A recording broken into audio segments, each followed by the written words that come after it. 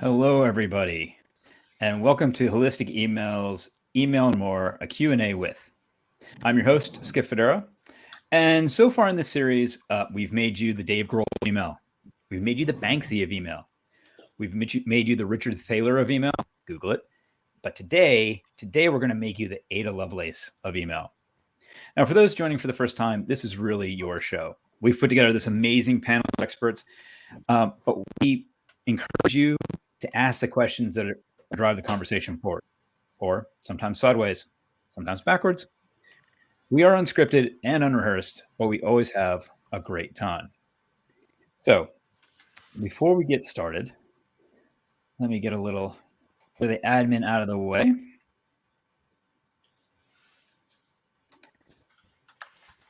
Wish they made that part easier.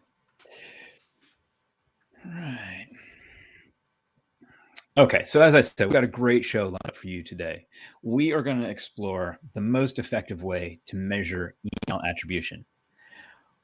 We're going to talk about what could happen if you get any of your attribution or your metrics wrong. We're going to talk about how to improve your processes so that you are measuring the right things and you're doing it in a way that means that you're not spending all day in a spreadsheet. We're going to talk about why reporting is more than just listing numbers on a spreadsheet. And we're going to talk about which metrics we overlook the most often and why we shouldn't, because they're really important. I know that for many people, reporting is a chore, right? But our goal is at the end of this, you're fired up. You want to get back into that Excel spreadsheet. You're going to pull out your key metrics, your key stats, and you're going to start to tell stories with them that your management understands and appreciates. But before we go any further, we must thank the sponsors. So this series has been brought to you by our platinum sponsor, RP Origin, and our silver sponsor, Bloomreach. Now, you might have noticed I talked about how the series had been brought to you by. Well, that's because today is a bittersweet day here at Email and More. Today's topic in the panel is pure joy, but this is our last episode of season 4. We're sad. Now, on the bright side, we are also very bingeable. So after we're done here today, check out the website where you can catch up on every episode that we've had already in season 4, and as well as seasons 1, 2, and 3. Now, as I said, we have put together this brilliant panel for you today. We've got Jen Russell, who's the Director of Marketing Analytics and Research at PSECU. We've got Karina Cohen, Manager of CRM and Marketing Automation at NBC Universal. We have Riaz Kanani, CEO and founder of Radiate B2B. Very excited also to have the one and only Delaquist with us. He's a non-exec director, email marketing expert, and brand ambassador. And with me, as always, is best-selling author and award-winning thought leader, Kath Pei of Holistic Email Marketing. So, our time always passes too quickly. I want to give you a chance to get your questions in. Just put them into the Q&A tab there on the right-hand side of your screen. I know it's easy to put them into the chat. If you put them into the chat, we usually will see them. But if you put them in the Q&A tab, I'll definitely get to them. Now, you've heard me say it before.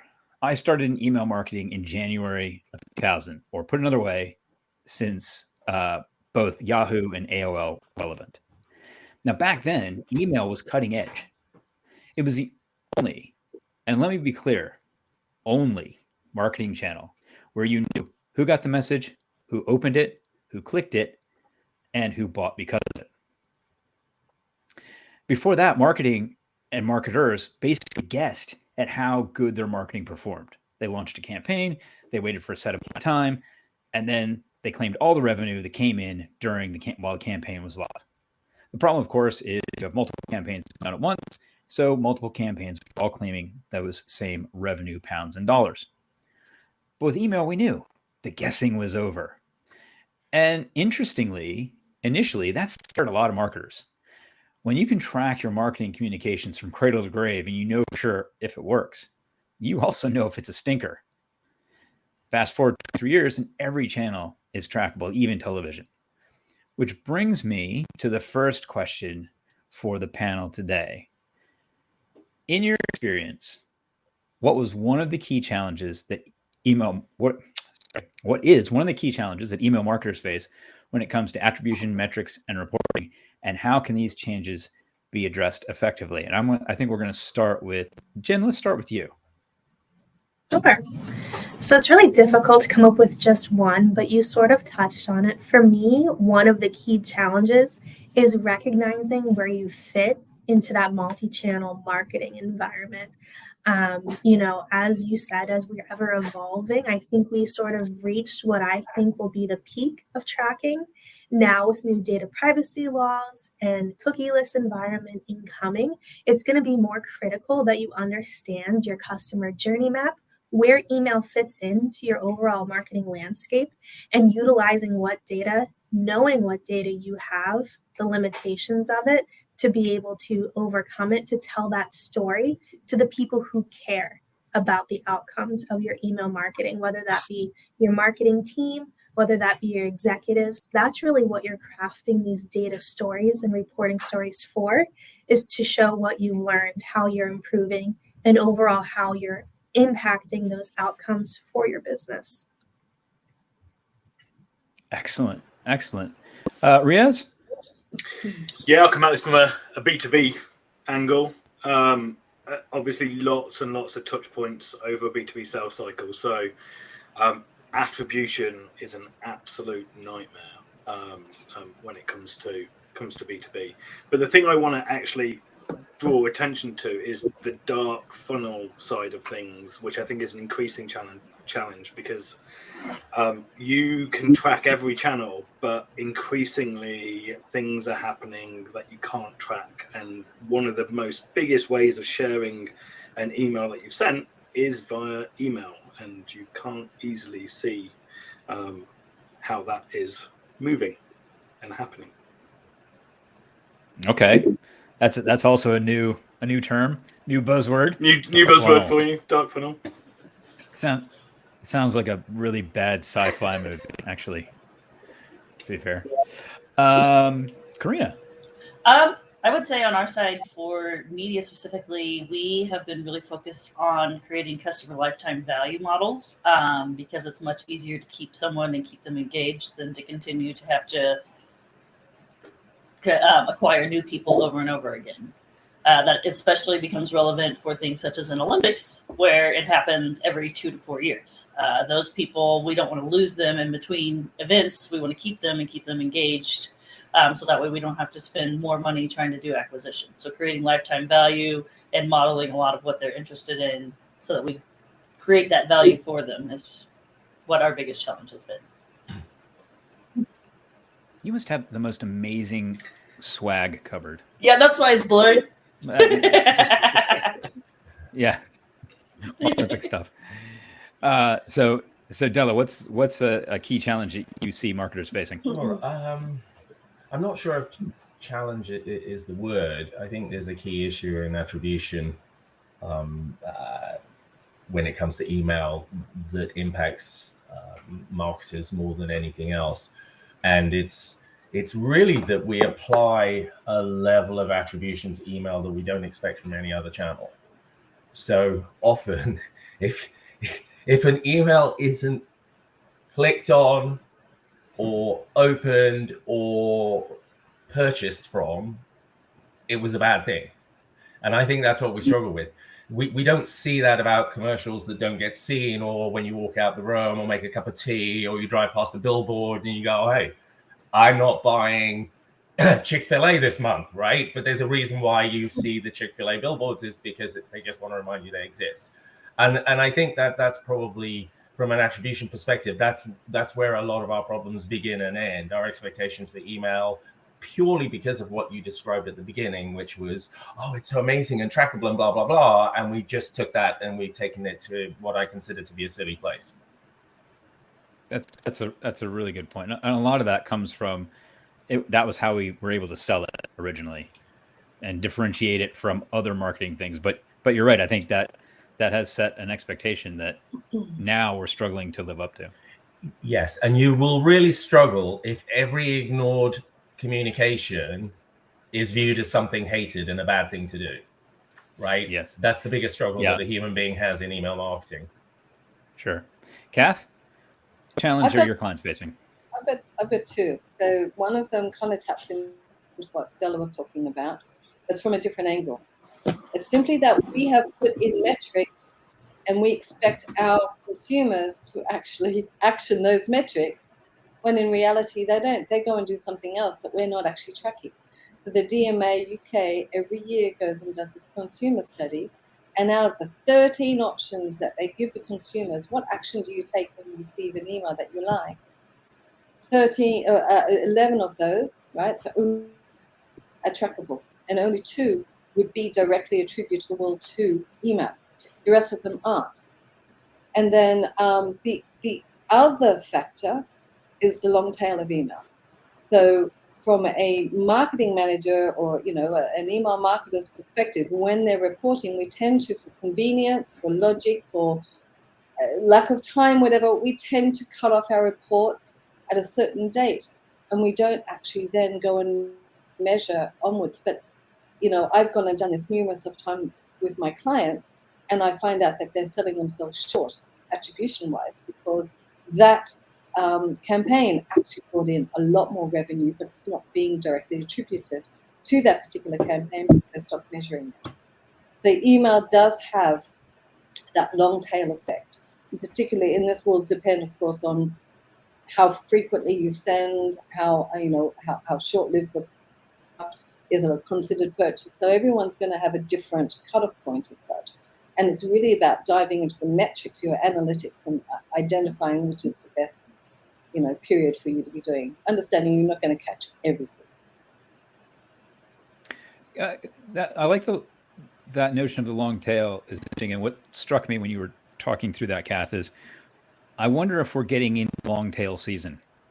And what I mean by that is that period between, Christmas and New Year's, when, I could be talking to grandma, but I could also have my head buried in my phone, and I'm, cleaning up my email box. So I would be interested to see if there's a seasonality of long tailedness. Is that what you do in the Christmas break? I love the Christmas break. I do, yeah. I love the Christmas break for getting set up for the next year. But I never clean out my inbox.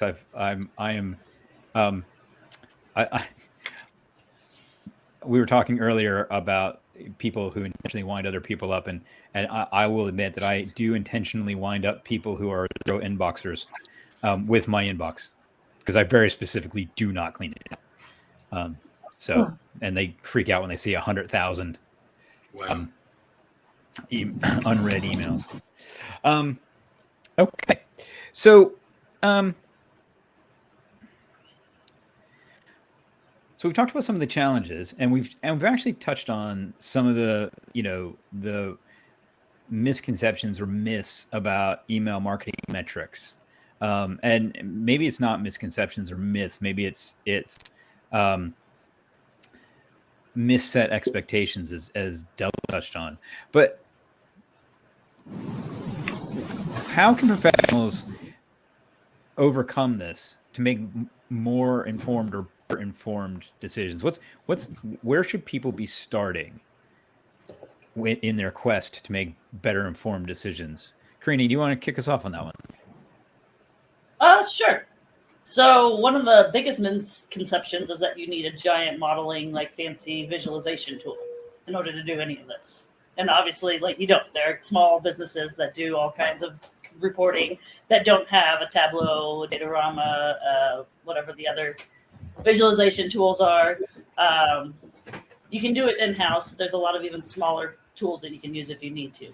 Along with that, I would also say everybody freaking out about cookies going away. There's still other ways that you can do tracking. It just may not be that you can track them all the way through the site, but there will still be ways that you can tell that they made it to the site from email. And then if they converted within a certain time that they visited the site, you can still insinuate that conversion most likely came from email or SMS or push or whatever digital communication channel. But there are ways, even when cookies are turned off, that you'll be able to find that your person hit the site, and then also that they converted later on down the pipeline, even if you don't have every single other page that they went to, because you really don't. I don't know how many people actually look at all the other pages that they went to. It's usually like the first 2 or 3 clicks, and then if they convert it or not.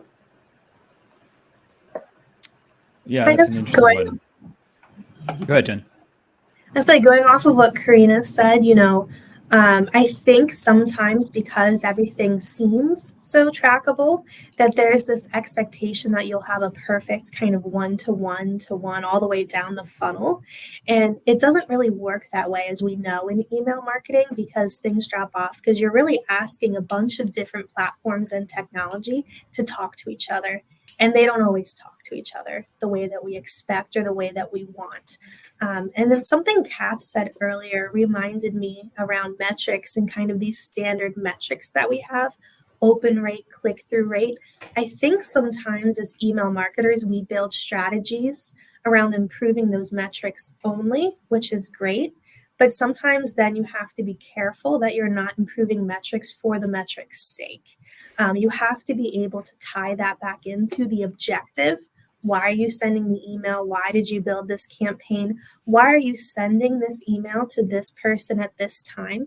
And to Kath's point, mapping that out as you can seasonally. It can be very simple, as Karina said, Excel spreadsheet to start. Just start to map some of these things to understand, we're in financial services. And so our seasonality is affected by retail seasonality as well. Their inboxes are jammed with all of those great offers from Thanksgiving through Christmas. And so our messages can get lost too. So understanding where you are in that vacuum, that you're not in a vacuum, where you are in that ecosystem is very important. And that's kind of a myth, is that I think sometimes email marketers say, well, it hit their inbox. Surely they just automatically ignored it, right? And that's not exactly true. You have to kind of understand the context of that human being who's looking at your email marketing message or not looking at it too. Yeah, Della, you've done a lot of work on this. You and I spoke at a conference a couple weeks ago, and you were talking about this very thing. Yeah, I think if I was to be semi-serious, I would say to any email marketer, never optimize for anything with the word rate in it, right? Because you're kind of misunderstanding the point. It's really easy to get a very high open rate by sending only the 3 most engaged people 1 email a year, right? Or only transactional emails and never sending a single marketing email, and you'll have 90% open rate. You'll also have very little revenue. So as a joke, I often say, if I could give one piece of advice to email marketers, it would be learn to count and stop using rates and ratios and use total. So total opens, total clicks. Did we have more clicks than yesterday? Yes or no? Was it less clicks than yesterday? Yes or no? And take it from there. And that's the beginning of understanding attribution. And the other thing is, Kath started out with sort of the conversation with the concept of long tail. And again, if we're talking commerce, right? And we talk about lifetime value and lovely customers and all of that sort of stuff. When you look at the numbers, the biggest number of people on your list is people who've never bought off you, followed by people who've only bought once. 2 is very rare. 3 is even rarer. 10 is like, you know what? It's your mom again on your list buying everything that you sell. So when you look at that, then you then begin to see things like often people buy at the same time every year. You tend to buy bathing costumes at the same time every year. And most people buy one, right? Because they have a few old ones and they get a new one and they go and put it on and they go out and then they're happy for the summer. And so at this time of year in particular, to Kath's point, one of the things that I really focus on, I tell everyone they should do, is have an purchase anniversary trigger, right? Purchase anniversary minus a certain number of days, depending on your product, do a trigger right now, because more people would have bought from you at this quarter than any other quarter, probably than all the other quarters put together, right? They didn't need you because they only buy their gift once a year, right? And so they haven't been opening your emails. You considered them unengaged. You probably haven't been emailing them, but a trigger will force you to. So that's something I would say to capture on the long tail within that understanding. And I am not joking when I say I literally do not look at open rates ever. I just don't. I look at total opens. Well, and yeah, go on. I was just going to say it is kind of that point ties the first two questions together. One of the challenges I think that email marketers face when it comes to reporting and analytics and attribution is that we inherited a lot of stats. Again, we were trying to make the channel comparable to other channels in the early days. So we inherited a lot of stats that actually don't really make sense. You have to look at rates when you're talking about TV or radio, because you can't see a direct link between message. It's not just that, it's cost as well, right? You're Right. obsessed with reducing cost. You're paying $500 per, you're paying $500 CPM for TV. You're probably paying $50 per unit in direct mail. And direct mail was where most people from email came from. So we have a tendency to Correct. treat it as like we do by saying only send it to people that it's relevant to, despite the fact that it costs nearly nothing to send. And I do mean that seriously. And I'm giving my immediate proviso: do be smart. Don't suddenly start doing random things. Focus on deliverability. But if you do all of that, then you're pretty safe to behave in that way. Yeah. Okay. So let's move on. Let's future days for a second, and then we're gonna bring it back to something a bit more practical, what people can get started working on now. But and Riaz, we'll start with you on this one. So from your collective perspectives, what are some key trends, emerging best practices in reporting, in analytics, in attribution that professionals should be aware of? Have you seen anybody doing stuff that's really cool, really clever, anything like that? Again, focusing on B2B, I love what HubSpot has been doing around triggered emails based on behavior. I think, so when someone accesses a feature inside the HubSpot platform that they don't yet pay for, it triggers an email. Now, that's been around for a while, but I don't see many adopting that. But I think with the changes that we're seeing around understanding behavior through cookies being switched off and increased privacy, that first-party data and using that first-party data more is going to really increase, if you like. Yeah, that's an interesting one. I was actually upsold by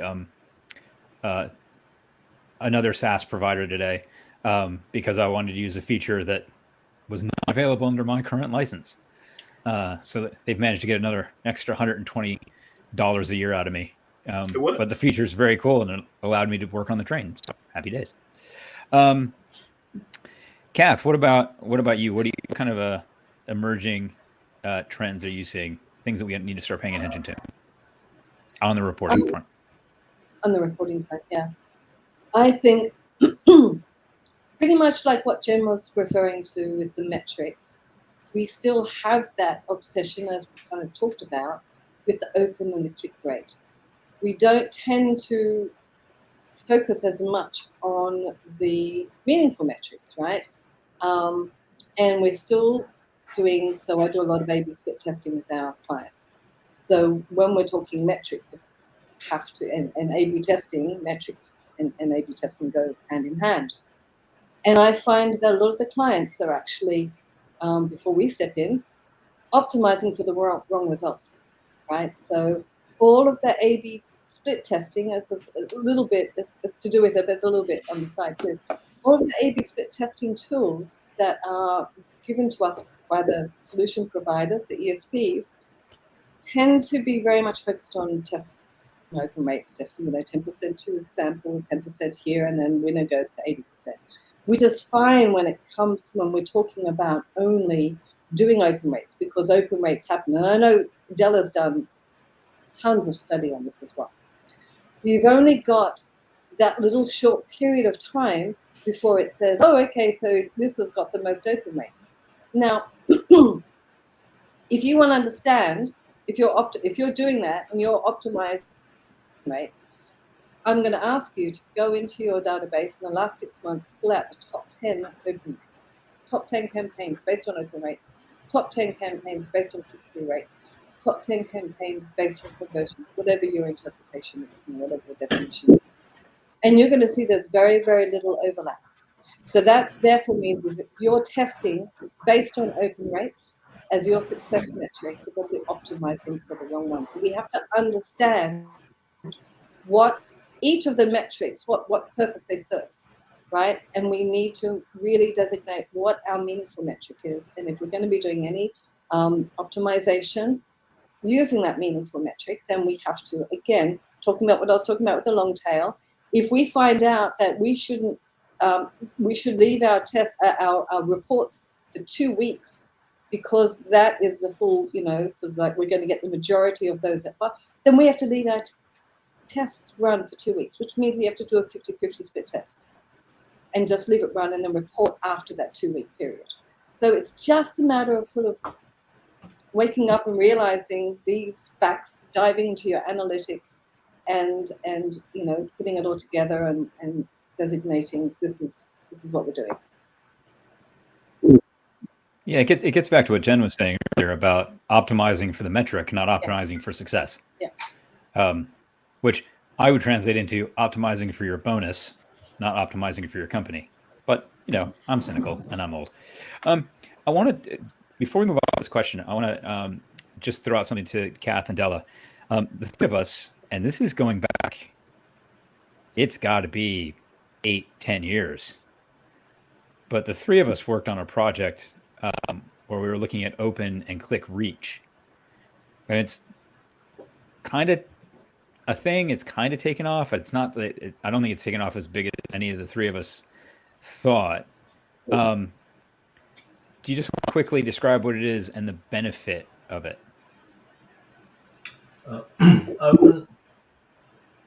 Open reach in simple terms is your cumulative unique open rate, right? That's probably the simplest way of describing it. So for a period of time that you want to measure, call it a quarter, it could be as little as a week, it could be as much as 5 years, but for the sake of argument, say you report quarterly or annually, that's what you're looking at. And what you're looking at is how many people opened at least one message in that quarter or in that year. You can ignore, you count them and you measure it as well, but whether someone opens 10 times, 50 times, 3 times, 2 times, you only count them once. And what we found is that revenue is that line of that you see growing up of your cumulative unique. Every time you send another email, a few more people open for the first time. Your revenue follows that more closely than any other thing that I've ever seen. So it's a bit like, the revenue you make is dependent on how many people open once, not how many people open 50 times. That's the irony of that. And so basically that's what you do with open reach. And so at the end of the quarter, you go, oh, well, 25% of my list opened at least one email this quarter. Next quarter, let's make it 30%. If you make it 30%, you probably will make more money, right? If it drops down to 20%, you'll probably make less money. And that in a nutshell is open reach. It's relatively easy to calculate in the simplest way. As I say, you count everyone once and you take that total and you try and build it. And the goal is to get as close to 100% of your list open at least one message, right? Yeah. So what you're doing is you're saying, I'm going to mail my unengaged until they open. So you actually you treat your unengaged segment as being as important as your most engaged segment, simply because over the year it'll deliver more money. So you treat it differently, you behave, and you have tactics for it and strategies for it, et cetera, et cetera. Sure. And if you do that, then you'll maximize open reach. And if you maximize open reach, you'll maximize revenue. Well, and the other interesting thing is and we've touched on this. I don't know if this is what Jen was saying about optimizing for the metric and not the success, or I think Karina talked about bad assumptions. But if you routinely have an open rate of 25%, it's really easy to sit there and say, 75% of my list is unengaged. But the fallacy in that is not the same 25% opening every email. Some are, because you get those people, and some are opening one in a bit. So it helps you overcome that notion that the vast majority of your list is unengaged. Actually, depending on your time frame, probably not. I would say if your open rate's 25%, it's too high. Ours is very much different, especially because of the sports setup. Like, we're definitely going to have a different 25% during football season than we are during Premier League season versus Olympic season. So that's very much how we already do a lot of our analytics. And I did want to call out that most of you will also be joining the media, because we, with all of our opens and clicks and things, only get to report on probably about a quarter of what actually takes place, because most of the time we're driving people to linear television, and that's just a black box. Like, we don't get anything from there. So that's one of the reasons that I can tell you that, like, not having cookies is not a big deal, because we already don't have that when it goes to TV. We have no idea if they tuned into NBC, CBS, ESPN, like any of them. We just told them that there's a sports game on, but we don't get to know where they watched it unless they specifically go to our website. But we don't stream those events live from the website. We only have recaps. Right. That's an interesting one. That gets into we've got an interesting comment in the chat that I want to cover in just a second, but that also gets into that the attribution thing that I hear so often from clients, which is, oh, so I didn't email.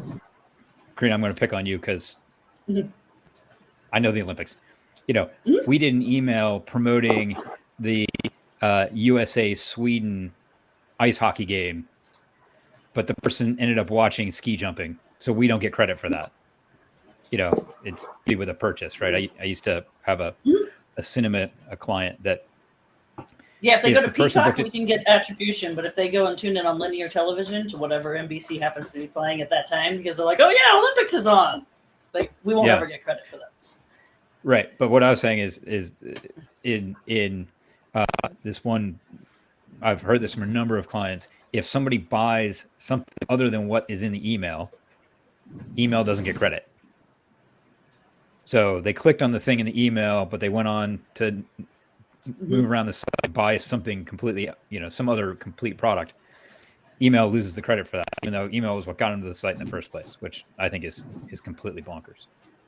Oh, that's interesting. Well, that's where you have to start to build, your attribution model to not just be last touch for everything, and not to only be for the objective of that email, right? So if we're sending out an email for auto loans, people may go on, for example, to the site and open up a credit card, but it's still important to attribute that, because people are weird. They're not always going to do exactly what you want. Human psychology always comes into play. But then, Karina, your sort of black box also brought to my mind, the need to layer in qualitative analytics and research as well, asking those questions. Hey, how did you get here? Kind of making sure you're combined with your market research efforts to understand how people are getting to certain things, and doing that sort of journey mapping so you can understand how email fits into that overall ecosystem. Oh yeah, since I moved from retail to media, I very much have been very collaborative with our research team, more so than any other industry that I've been in, because it's always been more sales. But now it's that research team that can tell me where people are coming from. But we also joke, because every NBC building has like 100 TVs that have NBC on, so we also wonder how much of linear television is attributed to our buildings. it's like whitelisting every office in 30 Rock has a TV in it, and they always have an NBC on. And how many offices are in 30 Rock? Like, so actually, Skip, sorry, just to say real quick, that point about using the sorts of ways of analyzing qualitatively what your audience are doing, and talking about using, for example, surveys or research.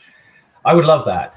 I would love to see everybody do a before and after, a net promoter score on whether you're on the list or not. And I suspect what you'll find is that people you're not mailing will give you a lower net promoter score and will be less affiliated with your brand than people you are mailing. And I would love to see that sort of media research attribution into the value of email done. As I say, we've got the budget. It costs almost nothing to send out. We might as well spend a bit of money in figuring out how effective it is everywhere else, not just in television. Yeah, that's interesting. That's really interesting. So I want to get back to this comment before we move on too far. So Keisha made a comment when we were talking about optimizing for the right things. Kathy, you were the one that brought that up, so I'll throw this one to you first. Comment pretty self-explanatory. Unfortunately, oftentimes the company doesn't know what optimizing the company is like. So, thoughts? Oh, you didn't want to throw that one to me because I can talk for hours on this. It's all about the holistic testing, because we can not only find out what works for that particular campaign, but we can also do that iterative learning and implementation so that over time, your email program is delivering better results for the company. And I'm talking about meaningful results such as conversions and revenue and everything like that. But then also, if you're using the holistic testing methodology, what you can do is that you end up finding out some insights that you can go and share with your other channels. And if you share them with your other channels, then what happens? They actually start, instead of starting here, they're starting here. They're starting at a more advanced base. And so because most of them have to spend a ton of money driving traffic to be able to get that far. Once they start there, they're saving money, right? Because you got them at a better stage. And then they're also optimizing their results, thus bringing in further, did I actually say thus? Bringing in more revenue for the company. So we're talking about everyone working together to generate further revenue, more revenue for the company by optimization. And I know that Jen wanted to pitch in something here as well. So I just don't want to talk on too long, otherwise I could. Yeah, kind of what you said there, Kath. My thought is, every company has a purpose, and every company has a way of growing, some sort of knowledge of what makes them grow, what is profitable, what is driving revenue. And those are the things. I know the title of this is Attribution, Metrics, and Reporting, but to me, all of that should come together into a story. And that's really what analytics is. It's taking all of these things and making sure that you're crafting it and messaging it in such a way that it actually makes sense for the company and that it speaks to what they care about. If you go into most CEOs' offices and you say, I optimized our marketing campaigns to have a 24% more conversion rate, they'll go, great. And so you have to kind of figure out, what does that 24% conversion rate translate to the company that you're doing it for? Does that translate, if you're for Hershey's, more chocolate bars? For us, does that translate to loan dollars and then eventually revenue potential? So it's kind of taking those few extra steps to say, okay, what is the heart of this company? How do they move? And even, some of those social metrics, there might be things like a community event. Did that help to increase awareness of your brands and other things like that? So I would say most companies probably do know what drives the company forward, and it's your job to figure that out and tie your email marketing and other marketing efforts to that. Yeah, I love that whole notion of data storytelling and putting it into context. And that I was wanted to chime in real quick as well, if I could. Please. Because we do something really unique on the NBC side. Every single time that we have a JIRA project, we actually have a line in our JIRA tickets that you have to bring business value. So you have to actually know the value that it's bringing to the business from the start. And then we report back on that business value at the end of every month to our key stakeholders. So not only do we know the value going into it, but it makes it much easier for us to report on the success at the end of it, because we already know what value, especially since we aren't retail and our business value is not monetary like everyone else. So people have to be really creative for some of their business value. You can't just go out and email somebody just because you feel like it. It has to have some type of value proposition for either our customer or NBC or one of our ad sale partners, such as like Delta or Universal, or I can't even think, Coca-Cola, Pepsi, all of them. But yeah, we always come into every project with business value on the table from the beginning. And it's made it so that we work a lot differently. So that's really interesting. Yes. Dylan, do you want to chime in there? Yeah.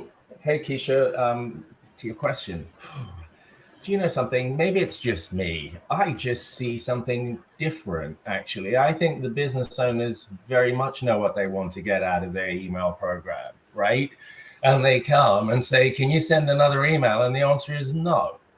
And we use our metrics oftentimes, like open rates, to say, oh no, we'll kill our open rates. If I send another email, I'll get a lower open rate. Or if I bring in this group of people who are not highly engaged, it will ruin my open rates. So in my experience, it's not quite as clear cut as email folks don't understand what the business wants or the business doesn't understand. I think there's a tension between the email folks who see protection of the audience as to be done at all costs and protecting this precious customers from the rapacious business back at side, and they don't understand anything. So I see it slightly different, and I think that there's a tendency for email folks to put themselves in the place of gatekeepers rather than enablers. And I for some reason, the article hasn't come out. I wrote one for Gene on only influencers. But basically what I was saying is that what you should be doing is using that, send more email, send me another email, right? To ask for more budget at that moment. That's when you ask for more budget. You go, yeah, I'll send you another one, but it'll need to be better, right? You don't just go, yeah, I'll just pick a really terrible email and send it out. It needs to be better. So I need a bit more creative, or can I have this, or can I have an agency help me, or can I build this trigger that we haven't built for the last 2 years because I've been too busy sending email. So I think that's what I would do. And I think that the business, go on. No, there are so many occasions when I have, I've been doing an audit for my client, and I ask them for their reports. And do you know what they're reporting on? They're reporting on the opens and clicks. And the reason why, because that is what the C-suite want to see. That's all they're expecting. But they want the revenue, but they're saying, what are you doing to increase open rates? So they're so focused on the wrong metric. Is that what the C-suite wants to see, or is that what the C-suite, does the C-suite not know what it could see? Exactly. That's it. And so to Della's point, yes, it means that we need to be educating them about everything else they should be looking at, why they should be looking at, and how, therefore, they're not going to be rewarded for optimizing for the wrong metric, right? I.e. the open rate. That's not always the right metric. So, there's so many clients that I've dealt with, and they've been forced to do it to the company's detriment. So, yes, Keisha says, sounds like it boils down to a communication problem. There is. They're setting the wrong, reports. They're setting the wrong. And an attribution problem. Yeah. And a KPI problem. Yes. Yeah. Let's put on a buzzword. Okay, so we're 44 minutes into this now, and you basically, we've just said, well, there are loads of problems, so we've got 16 minutes to solve them. We did touch on a couple of things there, though, in all that, and one of the things was about people being busy. I don't have time to send out your next email. I don't have time to, I maybe don't have time to do much more than grab the report that my ESP gives me, chuck it into my company template, and send it off to the C-suite. Riaz, I'm going to start with you on this one. And you don't have to, it can be one piece of advice or loads of advice, your choice. But what advice do you have for the marketers with that limited resource on how they can improve their process for email attribution reporting? How can they make it streamlined, make it more efficient? Many, many years ago, I worked for a CEO who happens to be on this panel. And he said something to me.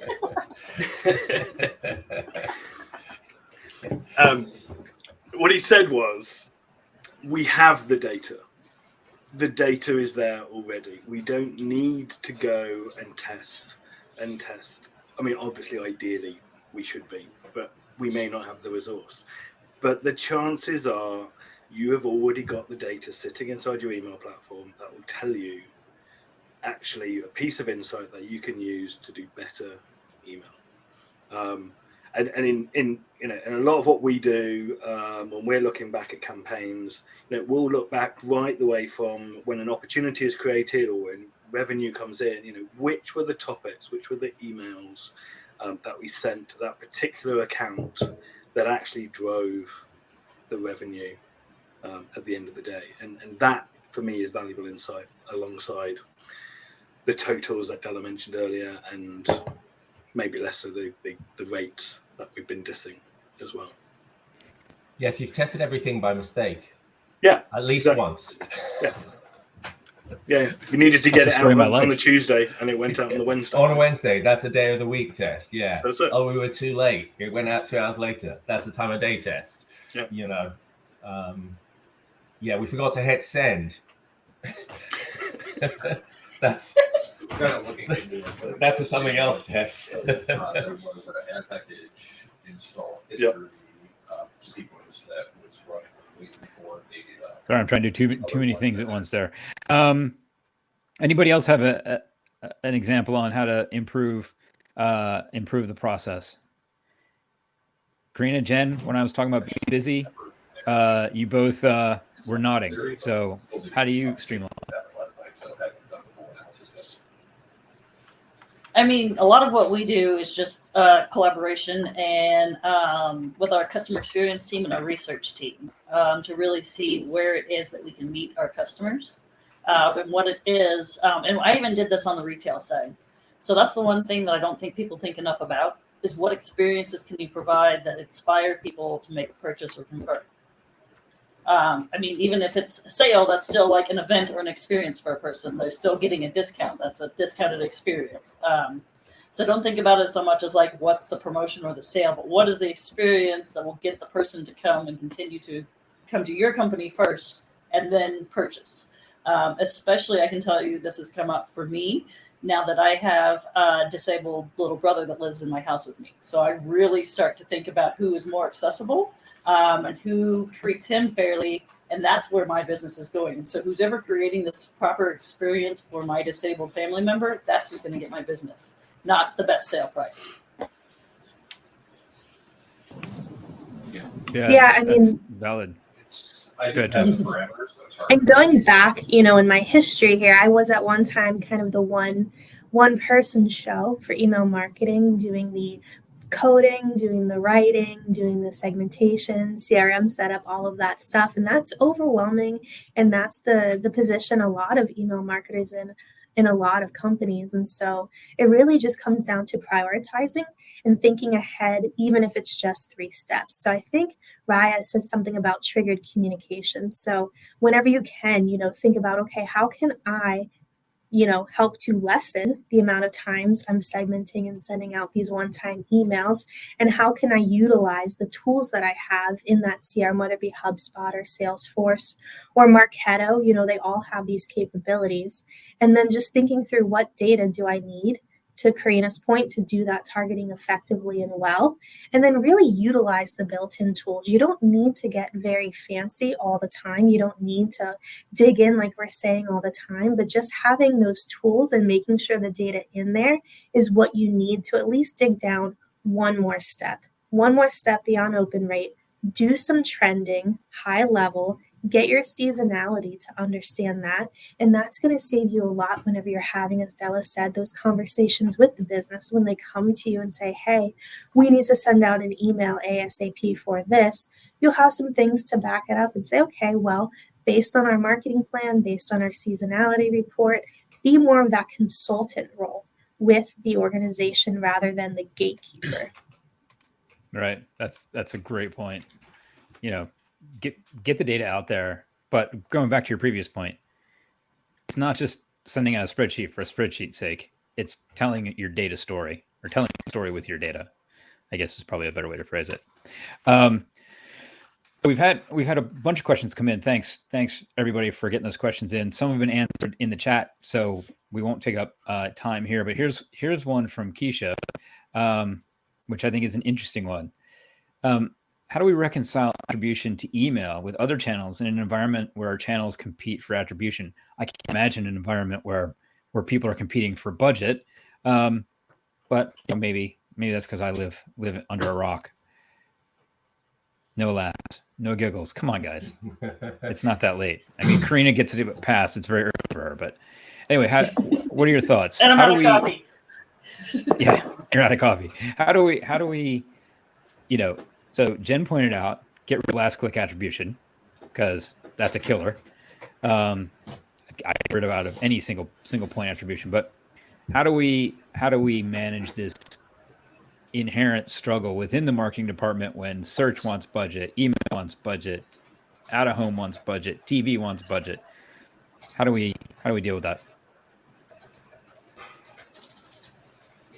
Well, I mean, I saw this really interesting. I was in the Only Influencers forum discussion, and everyone was bagging out how Klaviyo does its attribution and says it's completely and utterly wrong because it doesn't use last click. It is based on, to my understanding, it's based on if you've sent it over a period, and even if they've not clicked it or anything, it's more in line with what I was saying. All these other actions, they end up in that particular period converting, then it's going to be attributed. But then you do have, what about if they also opened up SMS? If you had also SMS them. So there,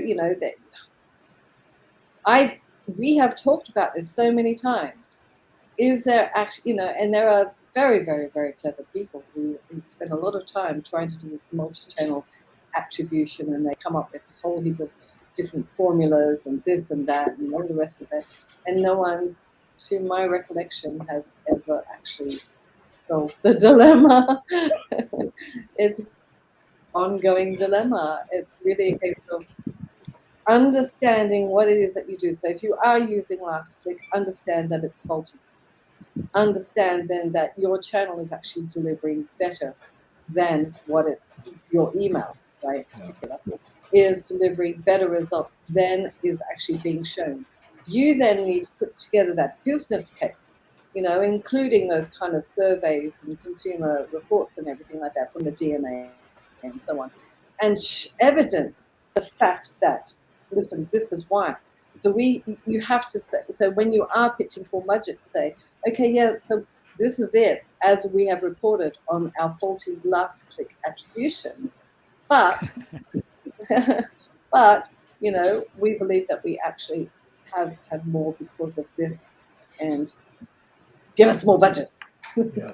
Well, interestingly, as you're saying that, Kath, the thought occurred to me, and I've never heard anybody pitch this, but I'm happy to come to anybody's budget meeting and pitch this for them. If you're using last click attribution and a sale is made, it's attributed to search, a paid search, and that person's on your email list, that should be a negative attribution for search. Right? Yes. That's a fail, because you paid again to get that click. Right. You're right. So I've got a great. Oh, Kath, wait a second. Della just said I was right. Hang on. Yeah. Hang on. Oh, okay. No. Hold the phone. Here's why you'll never win in email. You can't beat someone who's spending more in a week than you spend in a year, right? AKA search or TV. If I spend $20 million on something, I'm going to fight like a tiger to get every piece of attribution that I can going to that channel so everyone doesn't look stupid, okay? And you pay to have that happen. So I think it's not going to happen anytime soon.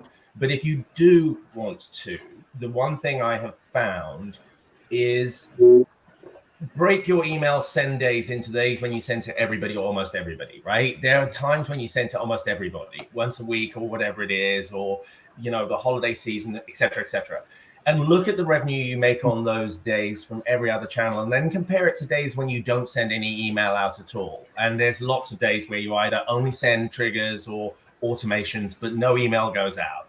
And just compare the revenue from search and the revenue from every other channel on the days when you send a ton of email versus the days when you send no email at all. And that gives you something to say, hang on a minute, we're actually influencing these guys who we're spending millions of dollars on, and it might help. It's hard, but it might help. Yeah. One of our clients told us, so she was in, she's the CRM director for a big online clothing company, right? And they were all there, multi-channel meeting, talking about everything. And search was there going, we've always had this peak in searches on a Tuesday, and we've never been able to understand why. Why on a Tuesday do we get all these additional searches? It's the norm now, and we've accepted it. But this week, we didn't have it. And again, because we don't know why it happens, we don't know why it didn't happen. And that's when the CRM director stood up and said, well, we actually had a technical fault and we couldn't send out our email. We always send them out on Tuesday. Right? That's funny. So, That's you know, funny. Things like that. So we are just about out of time, and I want to give each of you the opportunity to give one piece of advice or key takeaway that you want all of our listeners to go away with today. But while we're doing that, Kath, there's a question for you in the chat, and Jason has thrown in another question. We'll try to get to those in the chat if we can. Let's start because for some reason my screen got rearranged and everybody moved. So let's start with Jen. Jen, what's your one piece of advice or key takeaway you'd like everybody to go away with today?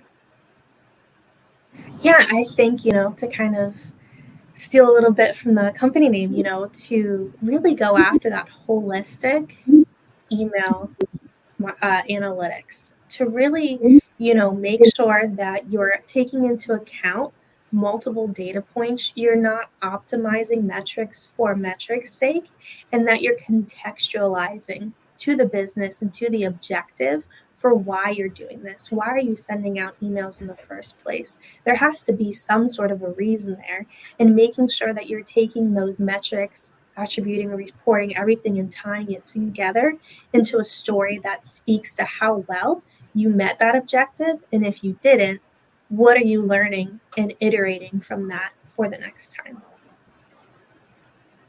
I love that. There must be a reason we sent out this email. Well, there is. It's Tuesday. We always send email on Tuesday. Karina, what's your one takeaway?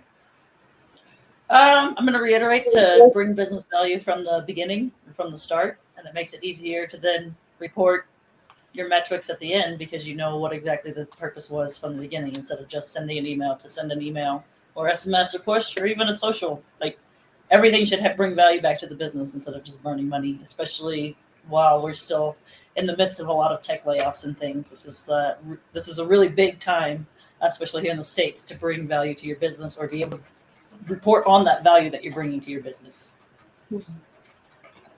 I think that's so important. It's tying everything back to business value. Della? I think the one takeaway is you've really got to want to. No one else is going to fight for the email channel, right? So it's down to you. And so it means being aggressive about it and really wanting to do it, most importantly. And the other thing is, don't get fooled by this idea that a non-open means someone doesn't like you, right? I think that's probably the biggest challenge is we attribute much more to someone walking out of the room to make a cup of coffee when the commercial is on. You don't call that person dead to you. And I think we should stop doing that with email. Amen. Amen. Riaz? Yeah, I think it reiterates a little bit on what you said. Look back at the key company metrics, look at opportunities, look at revenue, and make sure you're using those metrics, not the obvious email ones. Thank you, sir. And Kath, wrapping us up. I'm just going to go with the long tail. I spoke about this recently, and I had a really, really big impact because not many marketers necessarily do it because we tend to just fall into it. So really analyze your data, go into look at if it's Google, whatever it is, your analytics, understand, what your certain buying cycle is as such, or, the activity of your particular campaigns are, and understand that they can be different, and then cut them off at the appropriate time and make sure that you're reporting on them.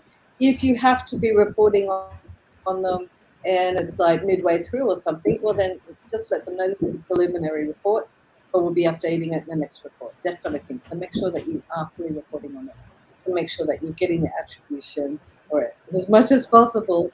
As much credit as you can. Yeah. All right. Well, thank you. Thank you very much, everybody. Unfortunately, that's all we have for. We could go on for another hour easily. Wish we had time to do that. And that's all we have time for today. That's all we have time for this season. Please let us know what you thought. Put some comments in the chat. Thanks for the compliment, Ryan. We appreciate your patronage. Please join me in saying a huge thank you to our esteemed panel. This has been a brilliant conversation. Also, thank you, of course, to our sponsors for this series, our platinum sponsor, RPE Origin, and our silver sponsor, Bloomreach. Most of all, thank you for spending your time with us today, spending your time with us through all the episodes of the season. We know that you're very busy, and we've really enjoyed having you here all year. We'll be back next year with more expert panels discussing the top challenges facing you. But until next time, be safe and make choices.